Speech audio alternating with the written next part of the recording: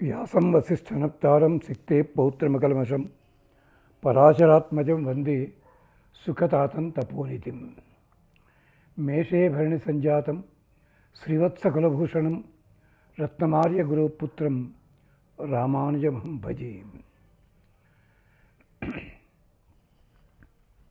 గౌతమాన్వయ సంజాతం వెంకటార్య గురోస్తుతం రామానుజార్య సశిష్యం రామానుజమహం భజే.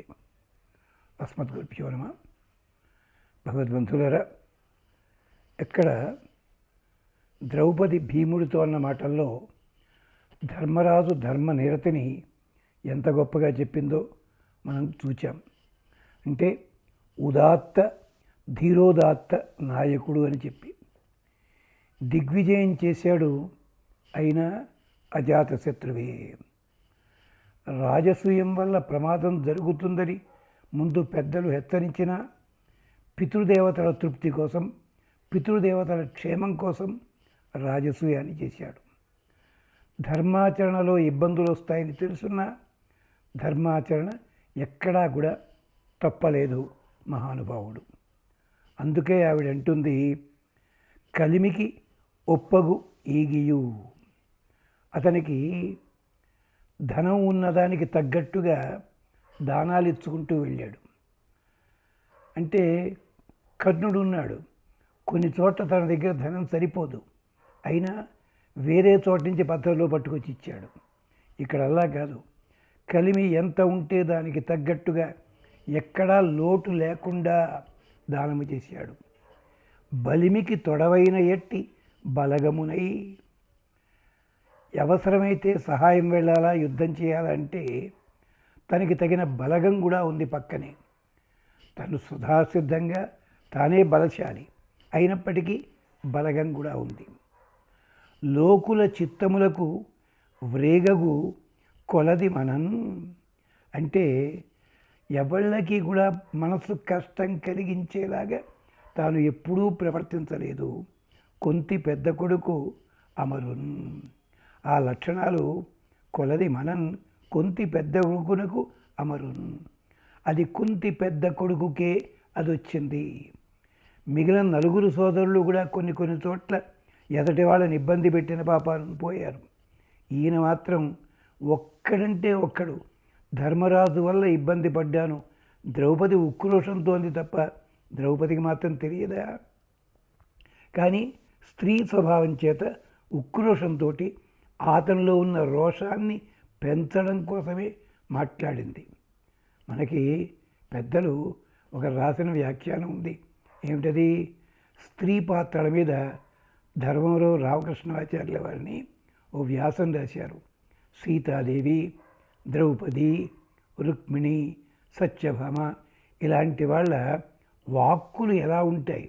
అది చూస్తే పైకి సాధారణమైన స్త్రీల వాక్కుల్లా ఉంటాయి, కానీ దాంట్లో ఉన్న అంతరార్థం ఏమిటి, ఎందుకు వాళ్ళు అలా మాట్లాడారు అంటూ వాళ్ళకి పదప్రయోగంలో ఉన్నటువంటి చమత్కారాన్ని అద్భుతమైన వ్యాసంలా రాశారు వాళ్ళు. అవి ఇప్పుడు ఎవళ్ళు చదవటం లేదు, దొరకటం లేదు కూడా. అదో దురదృష్టం. అంతేకాదు ఇంకొక మాట చెప్తుంది ద్రౌపది. ఇది మనకి నర్తనశాల సినిమాలో ఘంటసాల చేత పాడించి అర్జునుడి కోసం ఉపయోగించారు. కానీ ఈ పద్యం మాత్రం, ఈ మాటలు ద్రౌపదివి. తిక్కన గారి శిల్పానికి అనన్య సామాన్యమైన వైజయంతిక ఇది. యవ్వాని వాకిట ఈభమద పంకంబు రాజభూషణ రజూరాడిజుడగు. ఈయన హస్తినాపురానికి ఏలిక, హస్తినాపురం కుర్రవాడు కనుక ఇంద్రప్రస్థం. ఇతన్ని చూడ్డానికి రాజులంతా వచ్చేవారట, ఏనుగుల మీద వచ్చేవారట. అక్కడ పార్కింగ్ ప్రాబ్లము. ఏనుగులన్నీ ఒక 200-300 ఒకేసారి ద్వారం ముందు నిలబడితే ఆ ఏనుగులు ఒకదానినొకటి ఆనుకుంటూ ఉంటే వీళ్ళు దిగాల్సి వస్తే ఒకళ్ళ భుజాలు ఒకళ్ళకి రాసుకునేలాగా వాళ్ళ నగలన్నీ కూడా రాసుకుంటే నగల నుంచి జారిన పొడి రాలిందట, పౌడరు. ఏమైంది లోపల? ఏనుగును మదజలం కారించిన కారణం చేత రోడ్లన్నీ బురదైపోయాయిట. ఆ బురద లోపల ఈ రత్నాల పొడి జారిపడి గిలాబా అయిపోయిందట. అంటే సిమెంట్ రోడ్డు కాదు, కాంక్రీట్ రోడ్లో అయిపోయిందట. యవ్వాని వాకిట ఈభ మద పంకంబు రాజభూషణ రజోరాజినడగు యవ్వని చారిత్రము ఎల్లలోకములకు ఓజ్జయై వినయంబు నొరపు గరపు. వినయం అంటే ఒబీడియన్స్ కాదండి, ట్రైనింగ్, శిక్షణ. అంచతే శంకరాచార్య శ్లోకంలో అభినయం అపనయ విష్ణు, నాకు శిక్షణలో తేడా ఉంది, అది మార్చవయ్యా మహానుభావ అని చెప్పడం. కాళిదాసు రఘువంశంలో కూడా వినయేచ అంటాడక్కడ, శిక్షణ ద్వారా. అలాంటిది వినయంబు వరపు గొరపు. వరపు అంటే నేర్పరితనము, ప్రాసెసింగ్, అది కూడా నేర్పుతుంది. యవ్వాని కడకంట నివ్వటిల్లడు చూడ్కి మానిత సంపద లేనుచుండు. అతడు తిన్నగా చూడక్కర్లేదు, వాడు చూపు చూస్తే చాలు సంపదలన్నీ వచ్చేస్తాయి అవతల వాడికి. యవ్వాని గుణలతలు 7 వారాసుల కడపటి కొండపై కలగగాకు. ఈయన గుణాలు ఎక్కడో ఉన్నటువంటి సముద్రాల అవతల ఉండే కొండల మీదకి పాకేలాంటి లతల వంటివి. అతడు భూరి ప్రతాప మహాప్రదీప దూర విఘటిత గర్వాంధకారి వైరి వీర కోటీర మణిఘృణి వేష్టితాంఘ్రితలుడు కేవలమర్చుడే ధర్మసుతుడు. అతడు భూరి ప్రతాప, గొప్పదైన ప్రతాపం ఇలాంటి మహాప్రదీప, గొప్పదైన కాంతి చేత దూర విఘటిత గర్వాంధకారి వైరి, దూరముగా తొలగించిన శత్రువులకుండే గర్వాన్ని తొలగించినటువంటి వాడు. అలాంటి శత్రువులు కలిగిన వాడు. వీర కోటీర మణిఘృణి వేష్టితాంఘ్రితలుడు. మహావీరులంతా వచ్చి దండం పెడుతుంటే వాళ్ళ శిరస్సుల మీద ఉండే కిరీటాల్లో మణికాంతుల చేత ఆయన పాదాలన్నీ కూడా మెరిసిపోతూ ఉంటాయిట. ధర్మరాజు యమధర్మరాజు అంశ కదండి, యముడికి కూడా అంత గొప్పతనం ఉంది. అది మనకి ఋగ్వేదం యజుర్వేదంలో చెప్తారు. అలాంటి వైరి వీర కోటీర మణిఘృణి వేష్టితాంఘ్రితలుడు కేవలమర్చుడే ధర్మసుతుడు అంటుంది. అట్టి మహాత్ముడు ఒక్కనికి ఆశ్రితుడై, విరాటరాజు గారి లాంటి గొప్పవాడిని ఒక చిన్న మాటతో ఒక్కనికి, ఊరు పేరు లేనివాడు అన్నట్టుగా తేల్చింది ఆవిడ. అంటే ధర్మరాజు ముందు వీళ్ళంతా అలాంటి వాళ్ళే. ఒక్కనికి ఆశ్రితుడై వెడ కూడు చీరయు పెట్టగా నిలిచి ఉన్నాడయ్య అయ్యయ్యో అంటుంది ద్రౌపది ఒక చోట. అలాగే మనకి ఆ విరాట పర్వంలోనే మరో ఆశ్వాసంలో భీష్ముడు అంటాడు, ధర్మరాజు గొప్పతనం చెప్తూ, బ్రాహ్మణ భక్తియు పరహిత శక్తియు నిర్మలమతియును నీతిరతియును సత్యభాషణమును సాధుపోషణమును చిర వితరణమును సేవ్య గుణమును సన్మార్గరక్షయు ఉన్మత్త శిక్షయు అంచిదోదయము కృపాతిశయము బంధు సంప్రీతియు భవ్య విభూతియు శాస్త్రోపగమనము అస్ఖలిత దమము సమస్త జననీయ సమస్త స్తవనీయ సౌజన్యమును ధర్మ సంచిత బహుధనధాన్యములను కలుగు అక్షీణ పుణ్యదోహలుడు ధర్మసూనుడున్న దేశంబున మానవులకు. ధర్మరాజు గొప్పతనం అలా ఉంటుంది. అతను విడిగా గొప్పవాడే. అతను ఉన్న చోట ఎలా ఉంటుందో చెప్పనా అంటూ చెప్తాడు. ఎక్కడ అది ఎక్కడంటే ఉద్యోగ పర్వంలో చెప్తాడు ఈ మాట. బ్రాహ్మణ భక్తియు, అక్కడున్న వాళ్ళందరికీ కూడా బ్రాహ్మణ భక్తి అలవాటు అవుతుంది. పరహిత శక్తియు, అందరికీ కూడా హితం కలిగించేలాంటి శక్తి ఉంటుంది. నిర్మలమతి, పరిశుద్ధమైన మనస్సు ఏర్పడుతుంది ధర్మరాజును చూసినట్టయితే. నీతిరతియు, నీతి అందే ఆసక్తి. సత్యభాషణమును సాధుపోషణమును చిర వితరణమును, అంటే ఒకసారి ఏదో కానుకలు ఇచ్చేసి ఒకసారి ఏదో దానాలు చేసేసి ఊరుకోవడం కాదు. చిర వితరణము, నిరంతరంగా దానములు ఇవ్వడం ఆ లక్షణము. సేవ్య గుణము, పెద్దలు కనిపిస్తే శ్రద్ధగా సేవించడం అన్నది. మనకి శిక్షావల్లిలో మంత్రాలు ఉన్నాయి ఎలా సేవించాలన్నది. అలాగా సేవ్య గుణము. అంతేకాదు సన్మార్గరక్షయు, మంచి వాళ్ళని రక్షించడం కాదు, మంచి వాళ్ళు ప్రవర్తించే మార్గాన్ని రక్షించడం సన్మార్గరక్షయు.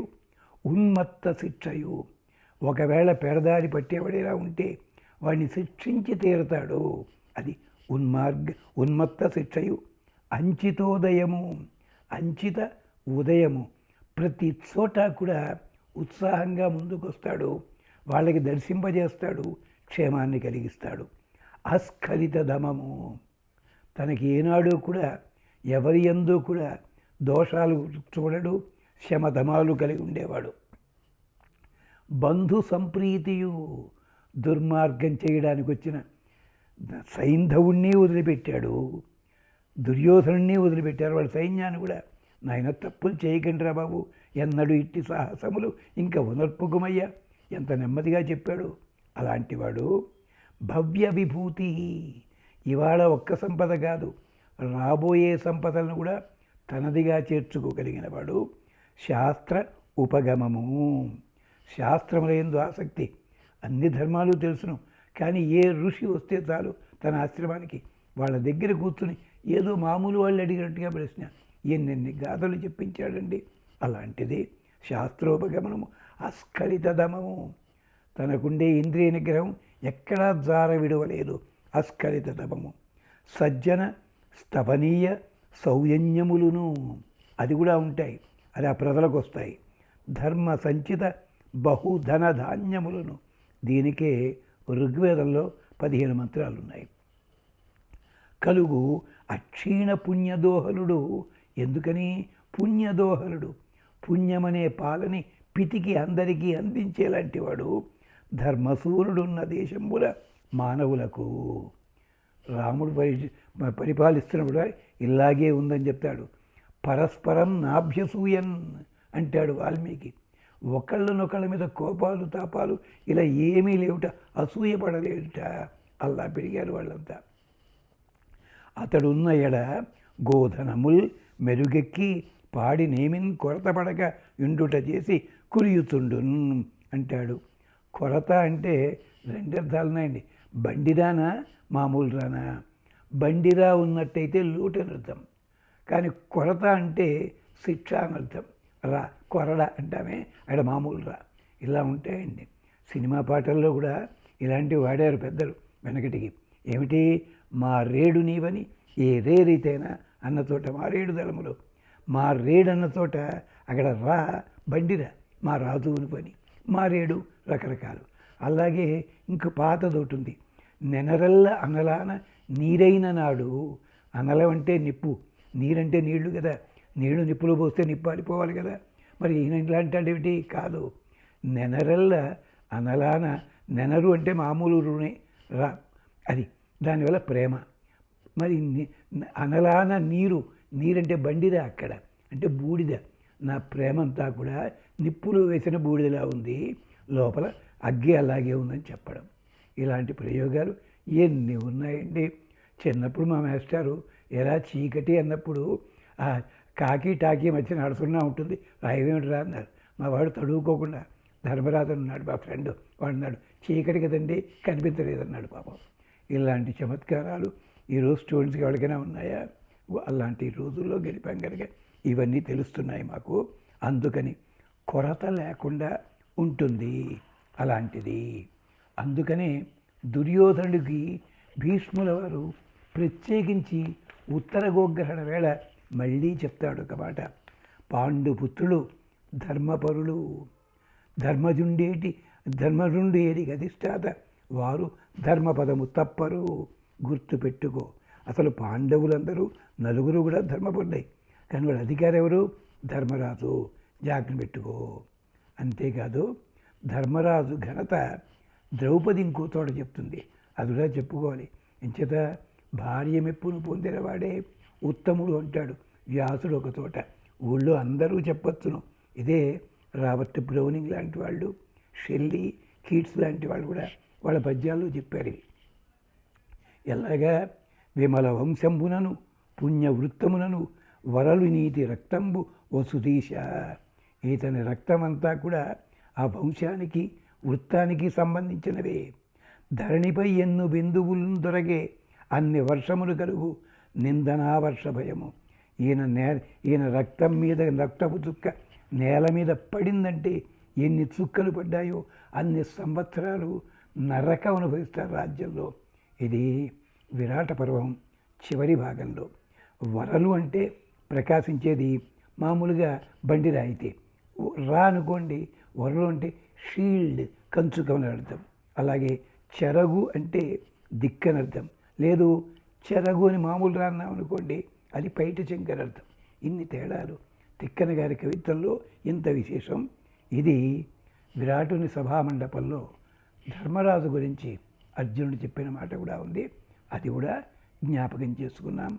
అది కూడా ధర్మరాజు యొక్క ధర్మనిరతి ఘనత గురించి ఉంటుంది. అందుకనే ధర్మో వివర్ధతి యుధిష్ఠిర కీర్తనేన. స్వస్తి. తాత్కాలికంగా